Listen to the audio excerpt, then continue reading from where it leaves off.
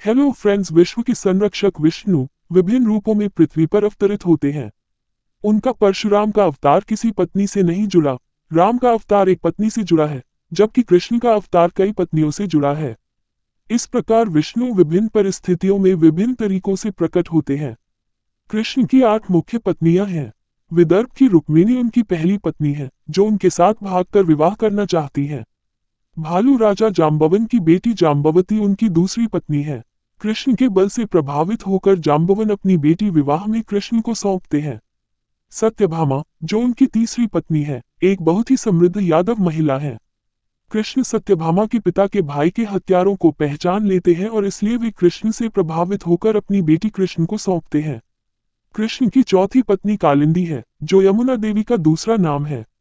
यमुना एक महिला का रूप लेकर कृष्ण की पत्नी बनना चुनती है। कौशल की राजकुमारी सत्या उनकी 5वीं पत्नी है। 7 जंगली बैलों को वश में करने के बाद कृष्ण सत्या से विवाह करते हैं। अवंती की राजकुमारी मित्रविंदा और कैकेयी की राजकुमारी भद्रा भी कृष्ण को अपने पति के रूप में चुनती है। धनुर्विद्या की प्रतियोगिता जीतकर कृष्ण मध्य की राजकुमारी लक्ष्मण को हासिल कर लेते हैं। इस प्रकार अलग अलग तरीकों से कृष्ण को अपनी 8 पत्नियां प्राप्त होती हैं। रुक्मिणी और कृष्ण भागकर विवाह करते हैं। मित्रविंदा, भद्रा और कालिंदी स्वेच्छा से कृष्ण से विवाह करती है। शक्ति और वीरता की प्रतियोगिताएं जीतने पर मध्य की लक्ष्मण और कौशल की सत्या कृष्ण को दी जाती है। कृष्ण के बल और कौशल से प्रभावित होकर सत्यभामा और जाम्बवती के पिता उन्हें कृष्ण को सौंपते हैं। इनके अलावा कृष्ण की 16,100 पत्नियां हैं। मगध के राजा जरासंध ने इन महिलाओं को बंदी बनाया था। जरासंध की मृत्यु के बाद ये महिलाएं बेघर हो गईं, इसलिए कृष्ण उन्हें अपनी कनिष्ठ पत्नियों के रूप में स्वीकार करते हैं।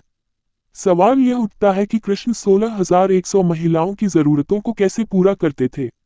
भागवत पुराण के अनुसार जब नारद मुनि द्वारका गए तब उन्होंने हर घर में कृष्ण को पाया।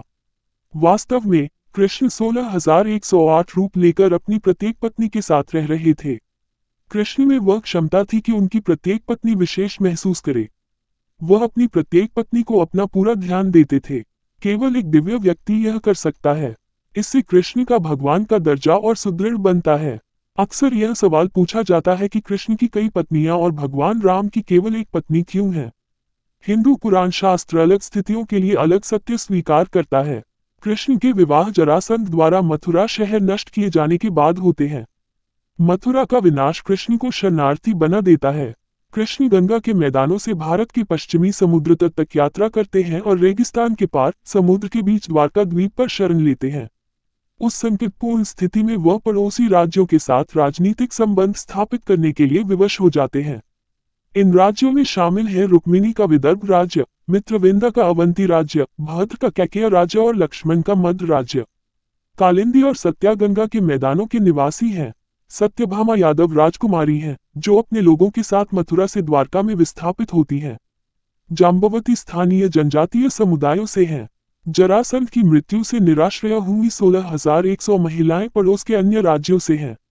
इस प्रकार विवाह के माध्यम से कृष्ण कई राज्यों के साथ राजनीतिक संबंध स्थापित करते हैं। इससे यादवों को सुरक्षा मिलती है और वे द्वारका में रहकर पनप सकते हैं। प्राचीन काल में राजनीतिक उद्देश्यों के लिए विवाह करना आम बात थी। अपना राजनीतिक प्रभुत्व स्थापित करने के लिए राजा कई महिलाओं से विवाह करते थे। बाइबल में यरूशलेम के राजा सोलोमन और राजा डेविड, जिन्हें इस्लामी परंपराओं में सुलेमान और दाऊद के नाम से जाना जाता है, उनकी कई पत्नियां थीं। रोमन साम्राज्य के राजाओं की कई रखैलें थीं, लेकिन वे सभी एक संगमनी थे। प्रत्येक यूरोपीय राजा की भी एक ही पत्नी हुआ करती थी, क्योंकि अधिकांश यूरोपीय संस्कृतियों में बहुसंगमन निषिद्ध था।